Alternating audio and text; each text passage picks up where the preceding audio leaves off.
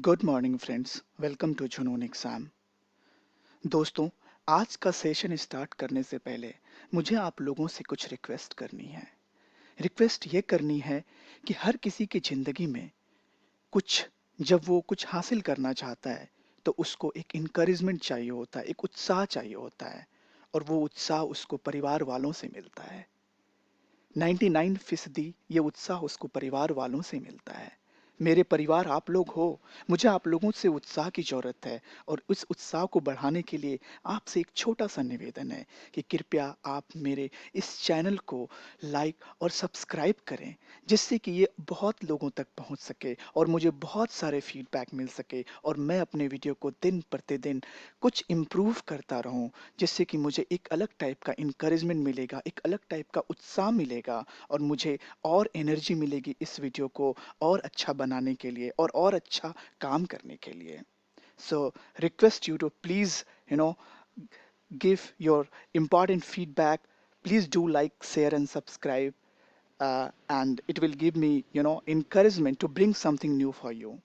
क्योंकि मैं भी आपके जैसा पढ़ता हूँ, पूरे दिन कुछ ना कुछ देखते रहता हूँ और मैं सुबह ब्रह्म मुहूर्त में उठ के आपके लिए वीडियो बनाता हूँ।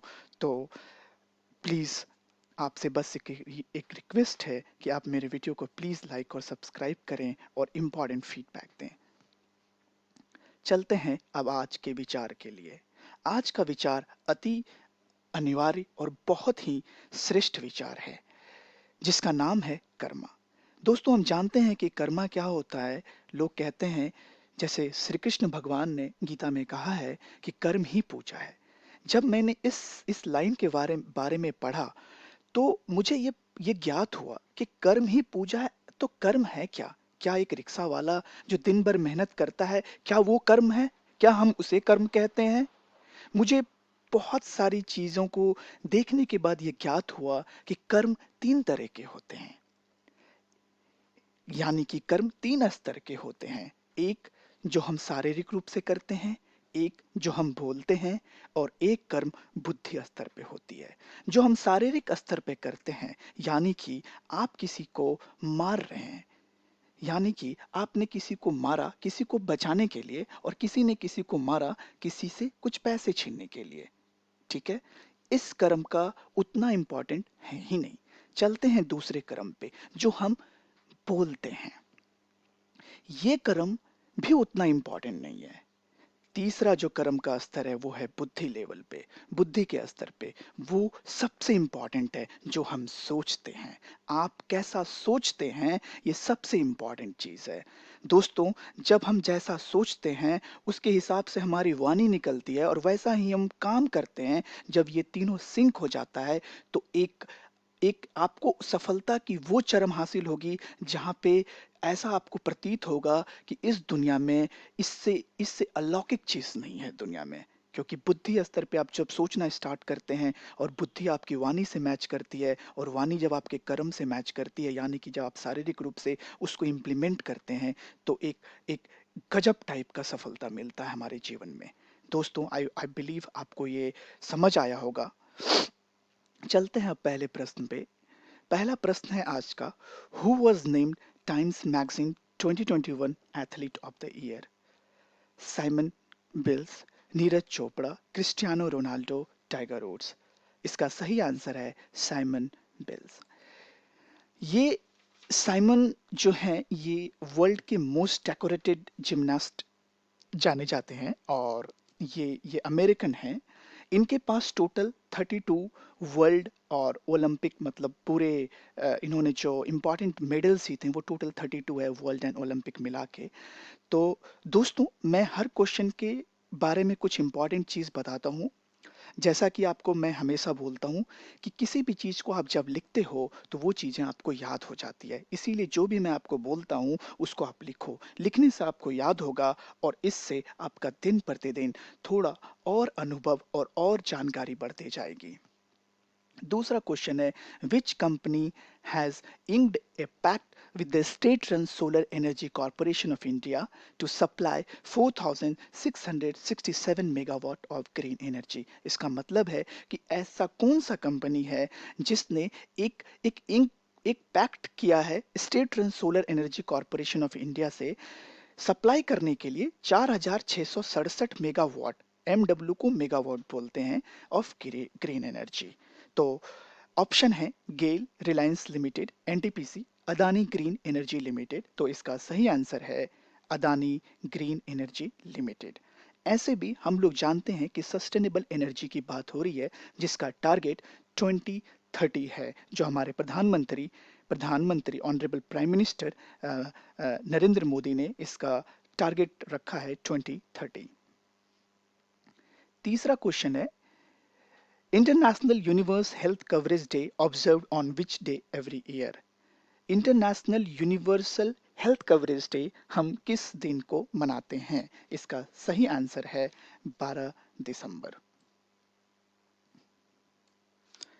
यूनिवर्सल हेल्थ कवरेज ये WHO प्रमोट करता है। WHO क्या है? वर्ल्ड हेल्थ ऑर्गेनाइजेशन है। और इसका उद्देश्य क्या है? What is the main motto behind this universal health coverage day? So the main motto इसका क्या है कि citizen affordable and quality health care provide करना। चौथा प्रश्न है Catherine Russell who has been appointed as new head of which global institution? Catherine Russell को किस ग्लोबल इंस्टीट्यूशन का हेड अपॉइंट किया गया है? इसका ऑप्शन है World Bank, UNICEF, Asian Development Bank, World Economic Forum. इसका आंसर है, सही आंसर है यूनिसेफ। यूनिसेफ का फुल फॉर्म क्या होता है? United Nations Children's Fund. UN general secretary जो कि अभी एंटोनियो गुटेरेस हैं, उन्होंने इनको अपॉइंट किया। आप कृपया नोट्स बनाया करें, इससे आपको याद रहेगी चीजें। पांचवा प्रश्न है which country reported a new delta strain sublineage AY.4 of COVID? ऐसा कौन सा देश है जिसने अभी हाल ही में न्यू डेल्टा स्ट्रेन मतलब उनको रिपोर्ट किया है, new new variant of corona virus जिसको रिपोर्ट किया है? ऑप्शन है चाइना, साउथ अफ्रीका, यूके, रसिया। इसका सही आंसर है चाइना। अब चलते हैं कि एक्चुअली में ये डेल्टा स्ट्रेन सबलीनियस AY.4 है क्या। तो ये क्या है? ये बहुत ही खतरनाक और ये ज़्यादा ट्रांसमिशेबल है। मतलब पहले जो नोवेल कोरोना वायरस था उससे भी ज़्यादा ये ट्रांसमिशेबल है and it carries a higher viral load. बहुत ज़्यादा इसमें लोड होता है, वायरल लोड, जिससे कि ये आपको बहुत जल्दी संक्रमित कर देगा। छठा प्रश्न है ट्रैकिंग प्रधानमंत्री Awas Yojana continue till March 2024 to achieve target of how many पक्का houses with basic amenities?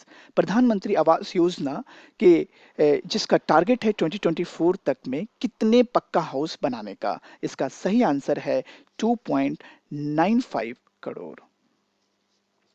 दोस्तों हमें कुछ जानना चाहिए प्रधानमंत्री आवास योजना के बारे में। तो प्रधानमंत्री आवास योजना जो है वो 2015 में लॉन्च किया गया था और ये प्रधानमंत्री Awas Yojana ministry of housing and urban affairs के अंदर आता है। और बेसिकली हम जब प्रधानमंत्री आवास योजना की बात करते हैं तो इट इज़ टोटली जिसको कि हम अर्बन पुअर बोलते हैं उनके लिए ही ये काम करता है। सातवां प्रश्न है which country has listed its proposal to raise the age of marriage for women to 21 for legislative business in parliament in the coming week? इसके ऑप्शंस हैं जापान, इंडिया, यूएसए, यूके। सो सही आंसर है इंडिया। इस question में ही बहुत सारे hint थे क्योंकि पार्लियामेंट इंडिया में है तो इंडिया होगा इसका आंसर। अब अभी हाल ही में ये न्यूज़ था हमारे देश में काफ़ी मतलब इसके ऊपर अपोजिशन पार्टीज और बहुत सारे लोग काफ़ी सारे अपने विचार प्रस्तुत कर रहे थे। मैं इसके बारे में कुछ बता दूं कि इसको बनाने के लिए इसके लिए एक पैनल गठित, सरकार कुछ भी काम करती है तो उसके लिए एक पैनल गठित करती है। इसके लिए भी पैनल गठित किया गया था 2020 में पैनल गठित हुआ इसके लिए और इस पैनल में 10 लोग थे और इसको जो लीड कर रहे थे उनका नाम जय जेटली है जो कि समता पार्टी के अध्यक्ष भी रह चुके हैं। 8वां प्रश्न है, which country recently announces diplomatic boycott of 2022 winter Olympic? ऐसा कौन सा देश है जिसने अ, अ, ये अनाउंस किया है कि हम बाइकॉट करेंगे 2022 विंटर ओलंपिक का? तो उसका ऑप्शन है USA, India, Japan, north Korea. इसका सही आंसर है यूएसए। अब चलते हैं हम कुछ विंटर ओलंपिक के बारे में जान लें। तो सबसे पहले winter Olympic, the first winter Olympic जो कि हुआ, वो हुआ था 1924 में, फ्रांस में हुआ था। फ्रांस का एक जगह है, चैमोनिक्स एक जगह है, वहां पे ये पहला विंटर ओलंपिक हुआ था। अब चलते हैं, कल मैंने आप लोगों से सवाल पूछा था कि आ, भारत के पहले गृह मंत्री कौन थे? ये मैंने आप लोगों से सवाल पूछा था और मैं धन्यवाद देना चाहूँगा अमित कुमार को, जिन्होंने इसका सही आंसर दिया। और इसका सही आंसर है, जैसा कि अमित कुमार ने बताया, सरदार वल्लभ भाई जावेर, जावेर भी इनको बोलते थे, जावेर भाई पटेल इनका पूरा नाम था। And he was also called Indian statesman. और उन्होंने ही served as first deputy prime minister of India from 1947 to 1950। इनको लौह पुरुष के नाम से भी जाना जाता है और ये काफी कर्मठ किस्म के व्यक्तित्व वाले इंसान थे। जैसा कि हम रोज क्वेश्चन पूछते हैं, तो आज के लिए आपके लिए एक सवाल है जो कि आप बता सकते हैं। शायद अगर आपने मेरे कल का वीडियो देखा होगा तो आप इस क्वेश्चन का आसानी से उत्तर दे पाएंगे। क्वेश्चन है, अंतर्राष्ट्रीय प्रवासी दिवस कब मनाया जाता है? तो कृपया आप मुझे कमेंट सेक्शन में लिख के इसका आंसर बताएं। आज के लिए बस इतना ही। आपसे एक बार फिर रिक्वेस्ट करूंगा कि प्लीज आप सब्सक्राइब, लाइक करें, जिससे कि मुझे इनकरेजमेंट मिलता रहे, मुझे मोटिवेशन मिलता रहे और मैं ऐसे ही आप लोगों के आशीर्वाद से बढ़ता रहूं। क्योंकि जब तक आपका इनकरेजमेंट नहीं मिलेगा, क्योंकि आप मेरे परिवार हो, आप मुझे सही सलाह दोगे तो मैं सही तरीके से आगे बढ़ूंगा। तब तक के लिए धन्यवाद। अगले वीडियो के साथ मैं कल सुबह फिर मिलूंगा। Thank you.